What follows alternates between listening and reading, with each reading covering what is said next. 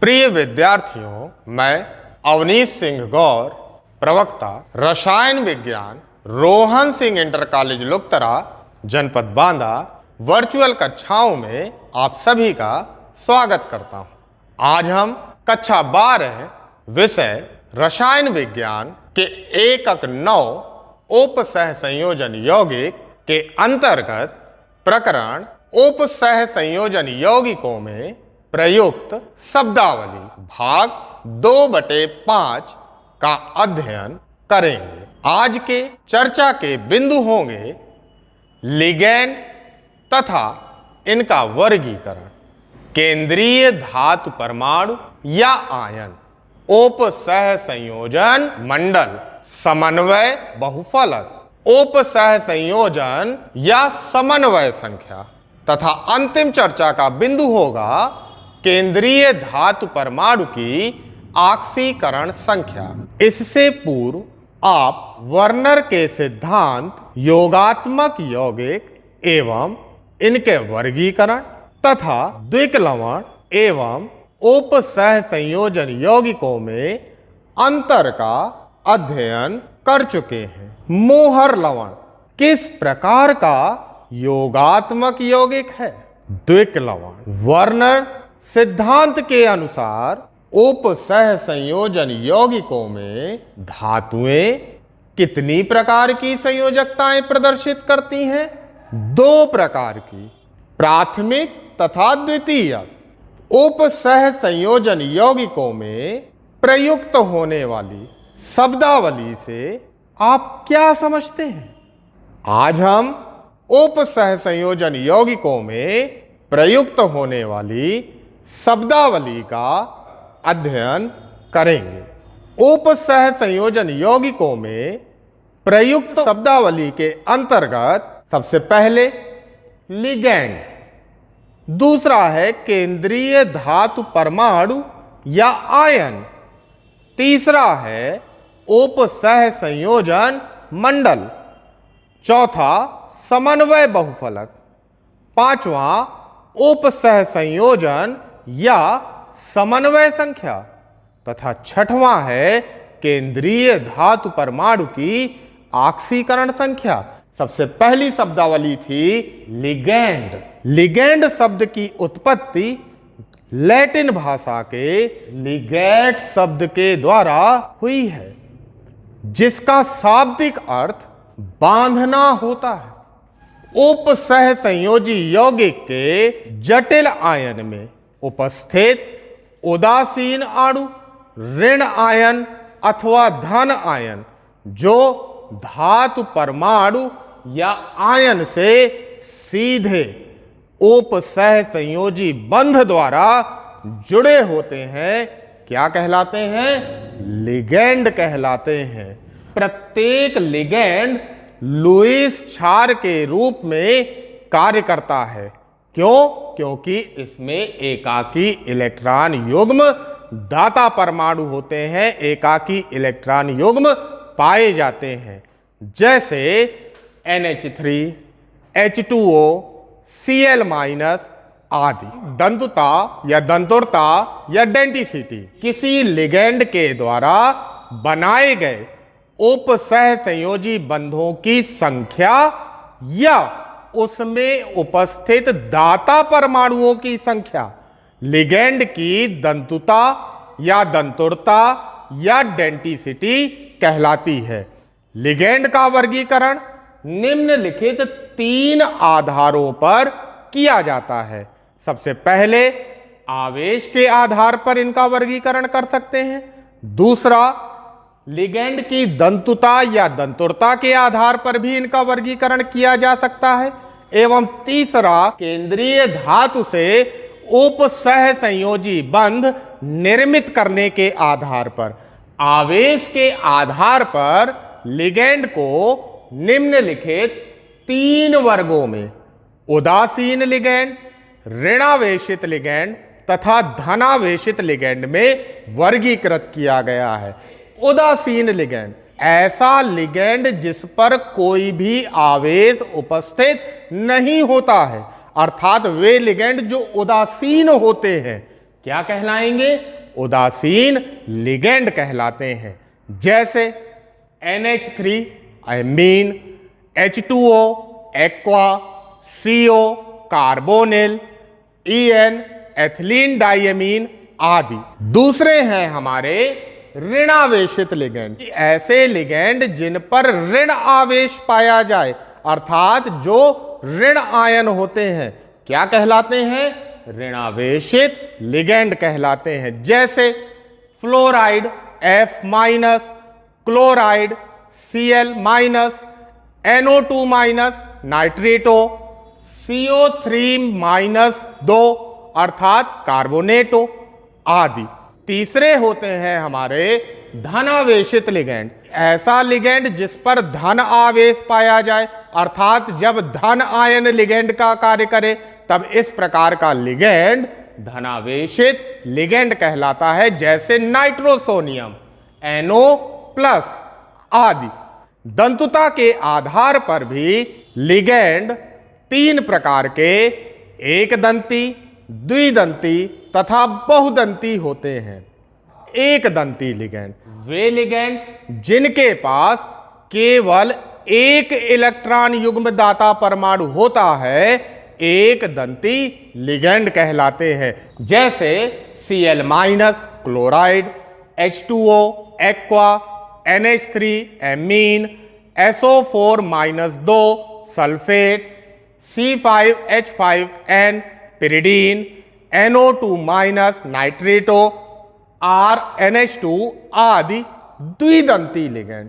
द्वि मतलब दो, दंती मतलब दंतुता, अर्थात ऐसा लिगेंड जिसकी दंतुरता 2 होती है, द्विदंती लिगेंड कहलाते हैं। अर्थात जब एक लिगेंड धातु आयन से 2 दाता परमाणुओं द्वारा परिबद्ध होता है, तब इस प्रकार का लिगेंड द्विदंती लिगेंड कहलाता है। जैसे एथेन 1,2 डाइएमीन, जिसे संक्षिप्त रूप से EN के द्वारा प्रदर्शित करते हैं। यहां आप देख सकते हैं कि इस यौगिक में नाइट्रोजन के 2 परमाणु होने के कारण इसकी दंतुता या दंतुरता 2 हो जाती है। इसी कारण यह द्विदंती लिगेंड है। इसी प्रकार ऑक्सलेट C2O4-2, ग्लाइसिनेटो CH2NH2COO-।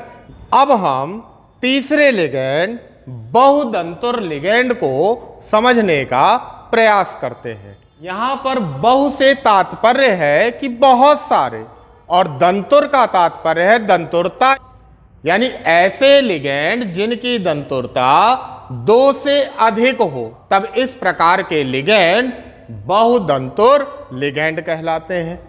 इस प्रकार के लिगेंड के पास 2 से अधिक इलेक्ट्रॉन युग्म दाता परमाणु होते हैं।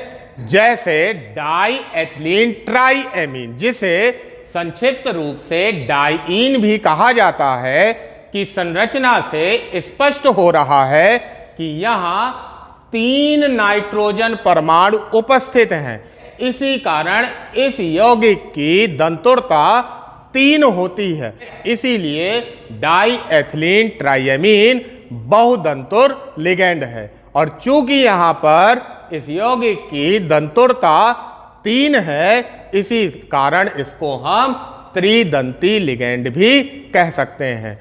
दूसरा उदाहरण है हमारा ethylene diamine tetra acetate ion.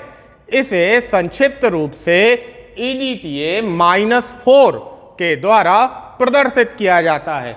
अब इस यौगिक की अगर हम संरचना को देखें तो यहां 4 ऑक्सीजन परमाणु एवं 2 नाइट्रोजन परमाणु इलेक्ट्रॉन युग्म दाता हैं। इसी कारण यह लिगेंड भी बहुदंती लिगेंड होता है। चूंकि यहां पर दंतुता 6 है, इसी कारण इस यौगिक को षटदंती लिगेंड भी कहा जाता है। अब हम अपने तीसरे वर्गीकरण जो कि केंद्रीय धातु से उप सहसंयोजी बंध निर्मित करने के आधार पर किया गया था, को समझने का प्रयास करते हैं। इस आधार पर लिगैंड को दो वर्गों, कीलेट लिगैंड तथा उभयदंती लिगैंड में वर्गीकृत किया गया है। कीलेट लिगैंड जब द्विदंती या बहुदंती लिगैंड धातु आयन से संयोग करके ऐसे चक्रीय वलय का निर्माण करते हैं जिनके केंद्र में, यानी जो रिंग बने उस रिंग के केंद्र में जब धातु परमाणु उपस्थित होता है, तब इन यौगिकों को कीलेट संकुल कहा जाता है। और धातु कीलेट के निर्माण की यह क्रिया किलेटीकरण कहलाती है।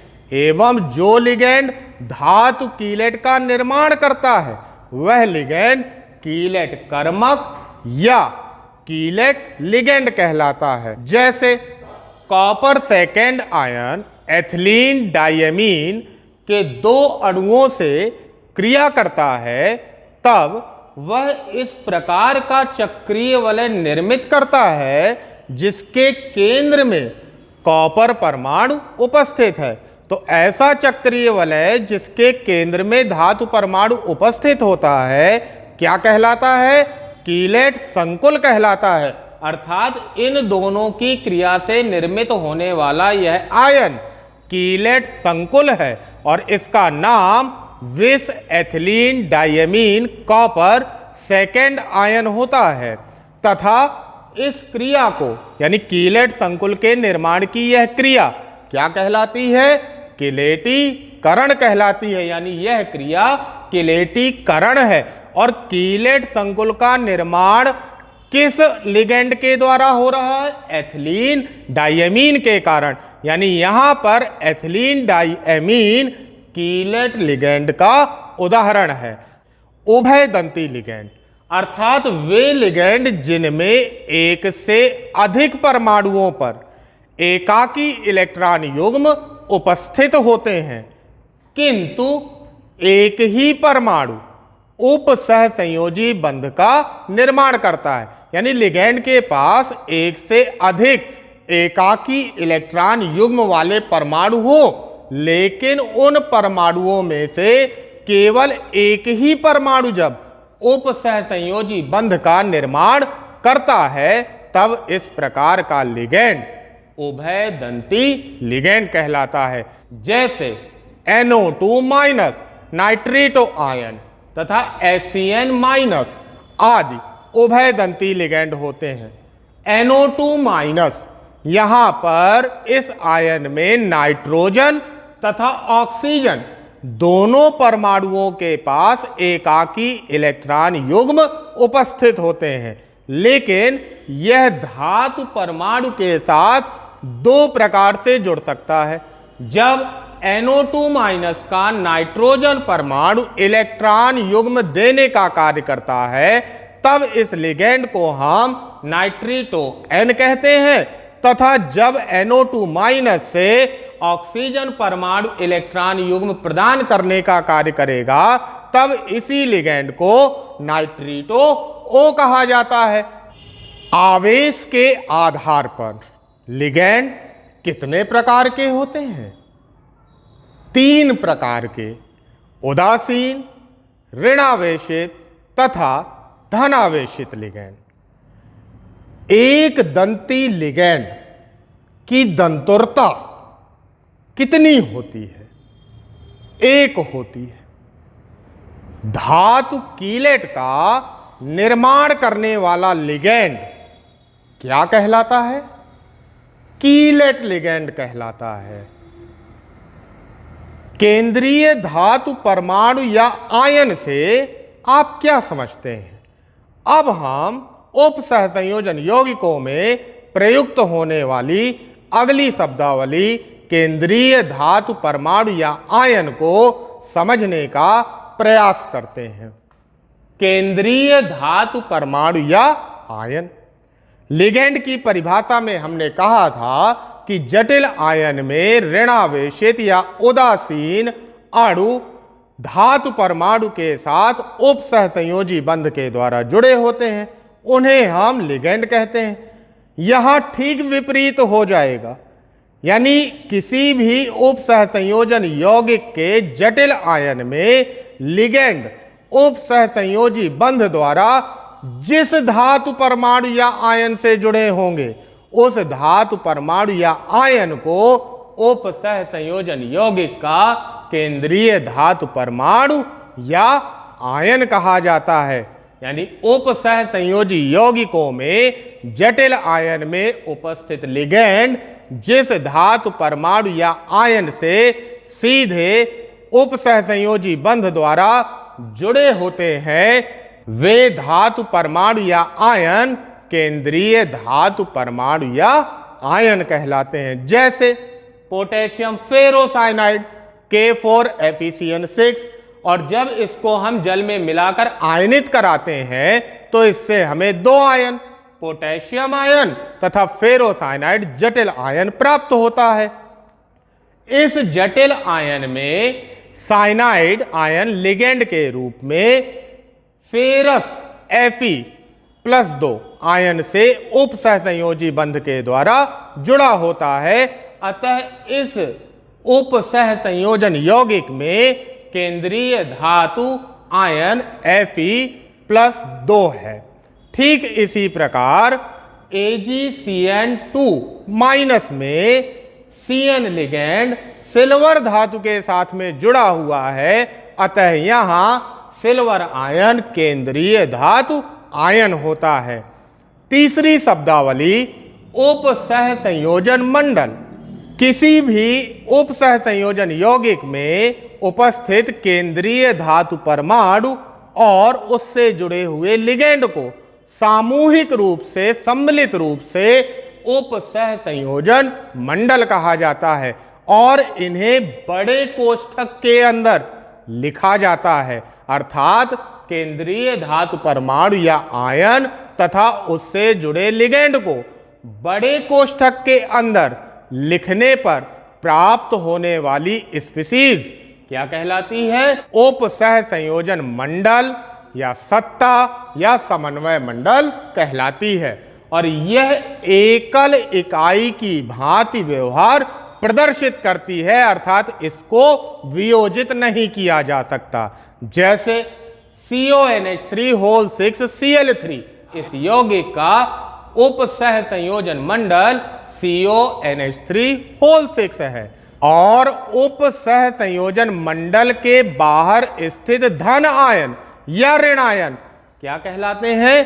प्रति आयन कहलाते हैं। जैसे इस यौगिक में उप सहसंयोजन मंडल के बाहर क्लोराइड आयन उपस्थित है, अतः इस यौगिक का प्रति आयन क्लोराइड होगा। उप सहसंयोजक बहुभुज या समन्वय बहुफलक। उप सहसंयोजन यौगिक से जुड़े लिगेंड त्रिविम क्षेत्र में निश्चित स्थान घेरकर यौगिक को नियमित ज्यामितीय आकृति प्रदान करने का कार्य करते हैं। त्रिविम क्षेत्र में केंद्रीय धातु परमाणु या आयन से जुड़े लिगेंड की यह व्यवस्था ही समन्वय बहुफलक कहलाती है। बहुफलक मुख्यतः वर्ग समतलीय, अष्टफलकीय या चतुष्फलकीय होते हैं। इन्हें अब हम चित्रों के माध्यम से समझने का प्रयास करते हैं। जैसे यह जो संरचना है यह अष्टफलकीय समन्वय बहुफलक की है। इस संरचना में केंद्रीय धातु परमाणु M के साथ में 6 लिगेंड जुड़े हुए हैं। अगला समन्वय बहुफलक है हमारा चतुष्फलकीय। चतुष्फलकीय समन्वय बहुफलक में 4 लिगेंड इस आकृति के रूप में जुड़े होते हैं।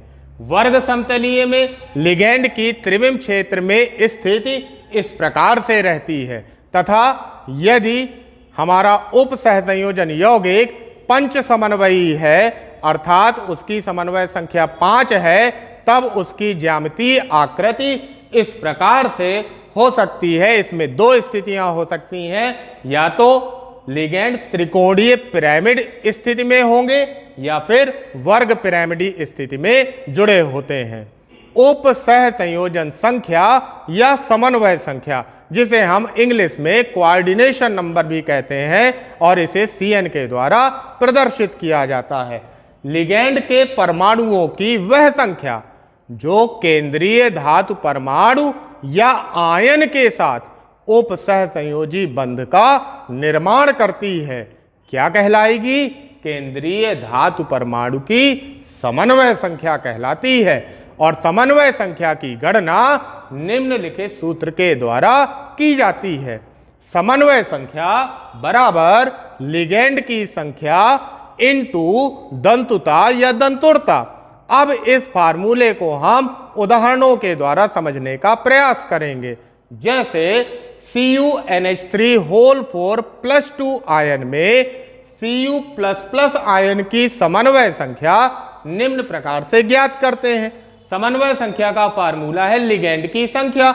यहां लिगैंड के रूप में एमीन है और एमीन की संख्या 4 है, अतः लिगैंड की संख्या के स्थान पर 4 लिखा गया। और एमीन एक दंती लिगैंड है, अर्थात इसकी दंतुरता 1 होती है, अतः दंतुता के स्थान पर 1 लिखा गया।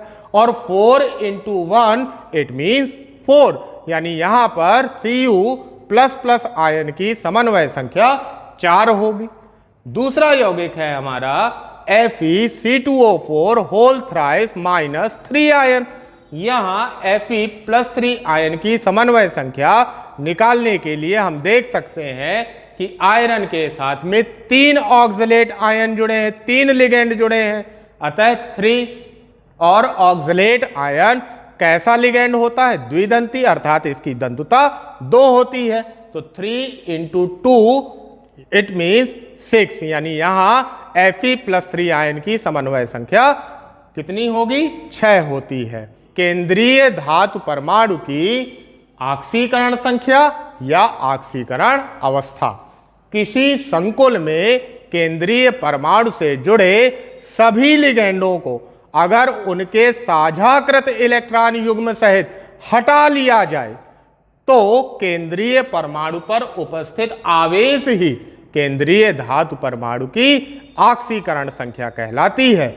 और ऑक्सीकरण संख्या को केंद्रीय धातु के संकेत के साथ छोटे कोष्ठक में रोमन अंक से दर्शाया जाता है। किंतु यदि धातु परमाणु की ऑक्सीकरण संख्या 0 हो तो 0 का तो कोई रोमन अंक होता नहीं है। इस कारण 0 को हम 0 के द्वारा ही प्रदर्शित करते हैं। यदि हमें संकुल आयन में आवेश ज्ञात हो, अर्थात उपसह संयोजन मंडल में आवेश ज्ञात हो, तब इस स्थिति में केंद्रीय धातु की ऑक्सीकरण संख्या को निम्नलिखित सूत्र के द्वारा ज्ञात करते हैं। केंद्रीय धातु परमाणु की ऑक्सीकरण संख्या बराबर संकुल आयन पर आवेश माइनस लिगैंड का कुल आवेश। जैसे HgCN4-2 में Hg की ऑक्सीकरण संख्या इस प्रकार से ज्ञात की जाएगी। यहां आप देख सकते हैं संकुल आयन पर कितना आवेश है? -2 आवेश है। अतः Hg की ऑक्सीकरण संख्या ON मतलब ऑक्सीडेशन नंबर बराबर यहां पर संकुल आयन का आवेश -2 और लिगैंड का कुल आवेश। लिगैंड कौन है? साइनाइड। साइनाइड का आवेश कितना होता है? -1। और कितने लिगैंड हैं? 4 लिगैंड है, अतः -1 × 4 इट मीन्स -4। और दोनों को जब घटाएंगे तो ये माइनस प्लस हो जाएगा, अतः -2 + 4, और 4 में से -2 को डिडक्ट करेंगे तो +2 बचेगा, यानी Hg की ऑक्सीकरण संख्या +2 होगी। और अगर किसी यौगिक में उपसह संयोजन यौगिक में हमें निकालना हो धातु परमाणु की ऑक्सीकरण संख्या को, तो सबसे पहले हमें यौगिक को आयनित कराना पड़ेगा। जैसे KCONH3 तो सबसे पहले इसका आयनन कराते हैं।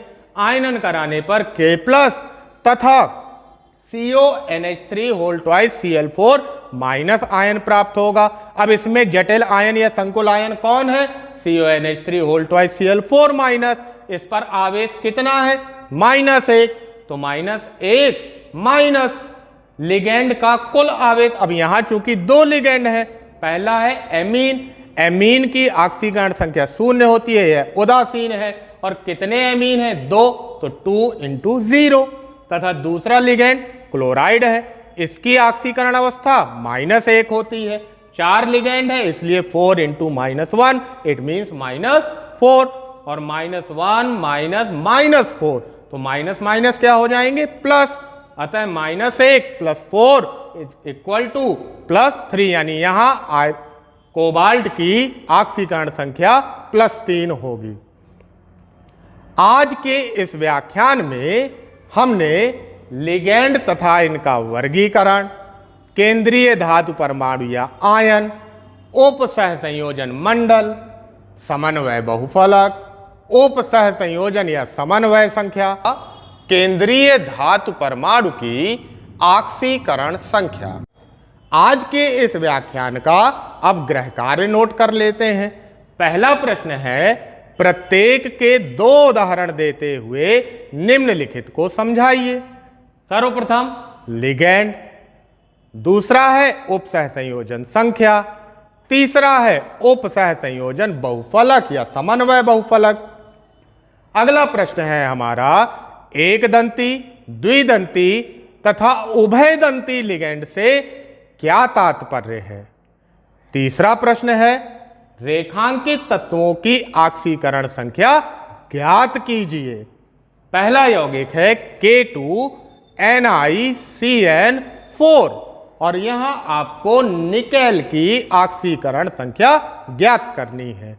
दूसरा है K3FeCN6 और इस यौगिक में आपको Fe की ऑक्सीकरण संख्या ज्ञात करनी है। आज हमने कक्षा 12 विषय रसायन विज्ञान के एकक 9 उप सहसंयोजन यौगिक के प्रकरण उप सहसंयोजन यौगिकों में प्रयुक्त शब्दावली भाग 2/5 का अध्ययन किया।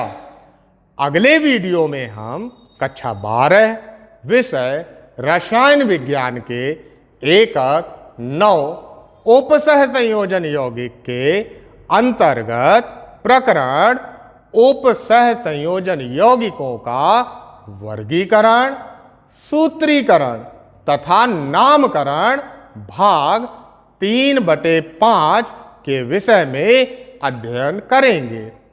अगले भाग को समझने के लिए आप आज पढ़ाए गए भाग तथा अगले भाग में पढ़ाए जाने वाले पाठ्यांश को अपनी पाठ्यपुस्तक से पढ़कर और समझकर आएंगे।